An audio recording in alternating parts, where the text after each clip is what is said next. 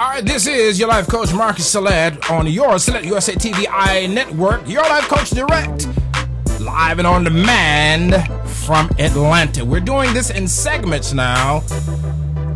This is session 8. And I forgot what segment we're on because I'm doing this at a different time due to a schedule conflict, and producers are not necessarily at my disposal at this particular time. But we're talking about the chemistry of the mind and economics. All right? Are you with me? All right, let's go. And we're studying from our curriculum, Law of Success, Napoleon Hill 21st Century Edition. All right. This is the coach. Examples of mind chemistry in action. We're going to read a little bit of this, and we're probably going to be done. We'll see. All right. We come now to study some of the well-known men who have accumulated great power and also great fortunes through the application of mind chemistry. Let us begin our study with 3 men who are known to be men of great achievement in their respective fields of economics, business, and professional endeavor: Henry Ford, Thomas Edison, and Harvey Firestone.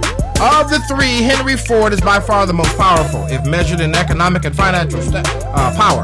Mr. Ford is the most powerful man now living on earth. You have to remember that this was written in the 1900s by Napoleon Hill. All right.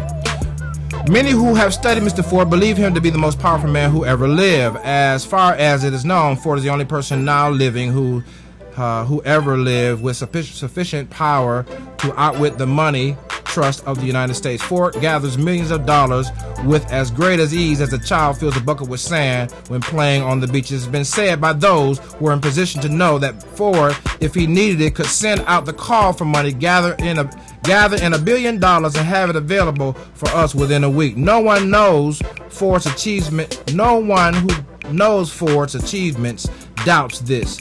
Those who know him well know that he could do it, and with no effort that the average person expends in raising the money to pay a month's house rent. And he could get this money if he needed it through the intelligent application of the principles of this on which this course is based. All right. While Mr. Ford's new automobile was in the process of perfection in 1927, it is said that he received advance orders with cash payments for more than 375,000 cars at an estimated price of $600 per car. This would amount to about $225 million that he received before a single car was delivered. Such is the power of confidence in Ford's ability. I got to stop right there.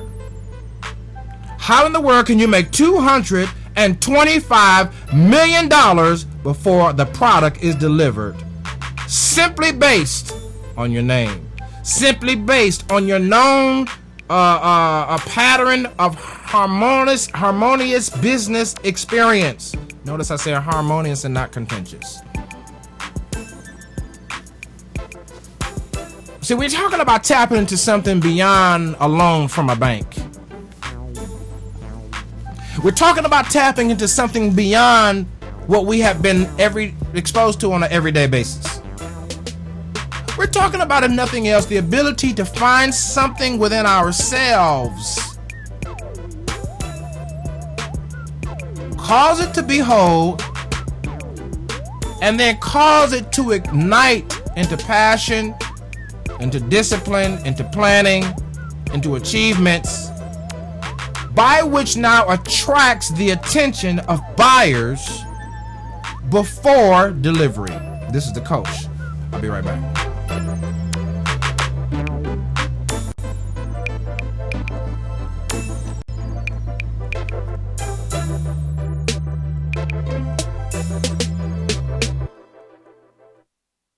All right, are you ready to go a little bit further here? Wow, $225 million. $225 million received before a single car in 1927 by Henry Ford was delivered. That is chemistry. That's chemistry. Thomas Edison, as everyone knows, philosopher, scientist, inventor, he is perhaps the keenest Bible student on earth, a student of nature's Bible, however, and not of the myriad man-made Bibles. Mr. Edison has such a keen insight in that he has harnessed and combined for the good of mankind more nature laws than any other person now living or has ever lived. Keep in mind this was written in the 1900s, early 1900s. It was he who brought us together to the point of a needle and a piece of revolving wax in such a way that the vibration of the human voice could be recorded and reproduced through the early phonograph. Edison first harnessed lighting and made it to serve as light for man's use through the aid of the incandescent bulb. And the quote here is this: "Courage is the standing army of the soul which keeps it from conquest, pillage, and slavery," by Henry Van Dyke. Read a little bit more and then we're going to be done for session 8. Edison gave the world the modern moving picture. Edison gave the world the modern moving picture. These are but a few of his outstanding achievements, the miracles he performed not by trickery under the pretense of superhuman power, but in the very midst of the bright light of science. He transcended all of the so-called miracles described in books of fiction. Harvey Firestone is the moving spirit behind the great Firestone tire industry in Akron, Ohio, based in Akron, Ohio. All three of these men began their business careers without capital and with little formal education. All three. That doesn't mean you shouldn't take advantage of education or capital. But for those of us who are sitting around with great ideas and have harmoniously walked toward integrity toward ourselves and have peeked at our purpose and seen on the horizon our destiny and have tried to move and live in the spirit of intention, have to hear this encouraging piece of literature right here. All of these men began these business careers without capital and with little formal education, and all three men are now well-educated, wealthy, and powerful. Let us consider the source of their wealth and power. Thus far, we have been dealing with only the effect. The true philosopher wishes to understand the cause of a given effect. It is a matter of general knowledge that Ford, Edison, and Firestone are close personal friends and have been, this was written in 1900, for many years. And in former years, they were in the habit of going away to the woods, watch this now, once a year for a period of rest, meditation, and recuperation.